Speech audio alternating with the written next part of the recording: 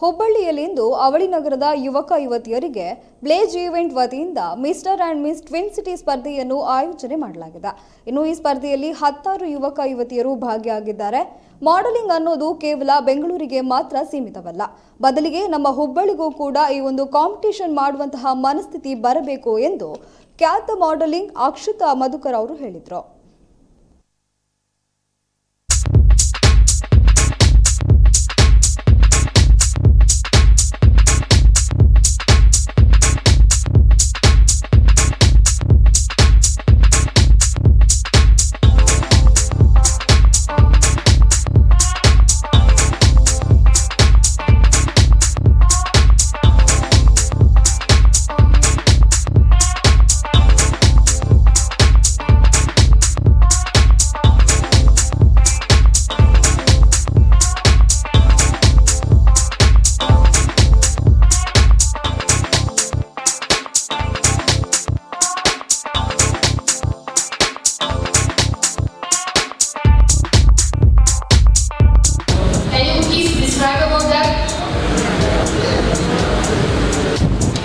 Really awesome.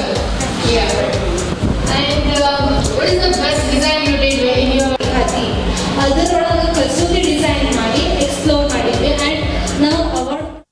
So ನೀವು ಬ್ಯಾಂಗ್ಳೂರಲ್ಲಿ ಎಷ್ಟೊಂದು ರ್ಯಾಂಪ್ ನೋಡ್ತೀರಾ, ಶೋಸ್ ನೋಡ್ತೀರಾ, ಬಟ್ ಹುಬ್ಳಿಲಿ ಆ ಥರ ಎಲ್ಲ ಕಾಣಿಸೋದಿಲ್ಲ. ಅದರಲ್ಲೂ ಇತ್ತೀಚೆಗೆ ಕೋವಿಡಿಂದ ಅಂತೂ ನೋಡೋಕ್ಕೆ ನೀವು ಸಾಧ್ಯನೇ ಇರೋದಿಲ್ಲ.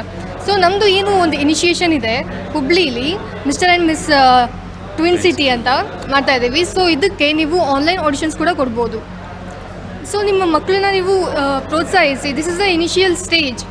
ಇವತ್ತಿಲ್ಲ ಅಂದರೆ ಯಾವತ್ತೂ ಆಗೋದಿಲ್ಲ. ಸೊ ಇದು ಡಿಸೆಂಬರ್ ತನಕ ಇರುತ್ತೆ. ನೀವು ಆನ್ಲೈನ್ ಆಡಿಷನ್ಸ್ ಕೂಡ ಕೊಡ್ಬೋದು.